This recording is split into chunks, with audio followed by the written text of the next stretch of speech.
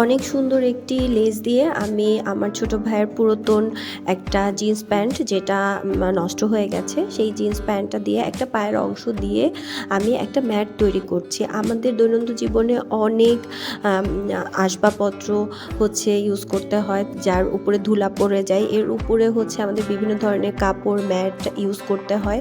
So আমি ঘরের পরিত্যক্ত একটা প্যান্টের কাপড় দিয়ে একটা পায়ের অংশ দিয়ে চারো কর্নারে লেস লাগিয়ে আমি এই ম্যাটটা তৈরি করছি। এই ম্যাটটা তৈরি করতে একদম ইজিভাবে একটা পায়ের অংশ নিয়েছি এবং স্কোয়ার শেপে কেটে আমি এই ম্যাটটা তৈরি করছি। মূলত আমার একটা শখের একটা জিনিস, একটা ট্রাঙ্ক, ওটা আমি কালার করেছি এবং আমার ড্রয়িং রুমে সাজিয়ে রাখার জন্য আমি সুন্দর সুন্দর ম্যাট এবং সুন্দর সুন্দর জিনিস রাখতে পছন্দ করি। ওই ট্রাঙ্কটার উপরে ট্রাঙ্কটা কালার করা হয়েছে হোয়াইট রঙের।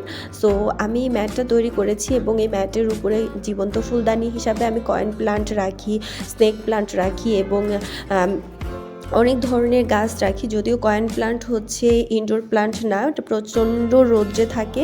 সো মাঝে মধ্যে একদিন দুই দিনের জন্য এনে রাখি দেখার সৌন্দর্যের জন্য। ধন্যবাদ।